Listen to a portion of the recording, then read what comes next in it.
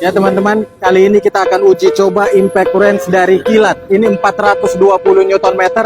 Kita menggunakan mata sok ukuran 21. Kita akan coba ke mobil pickup ya. Karena ini penggunaannya untuk motor dan juga mobil-mobil harian. Agia, Avanza, Xenia, Innova, Calya, Sigra, Jazz, Yaris, Panther, pickup dan sejenisnya bisa diembat sama impact ganteng ini ya. Kita langsung cobain aja.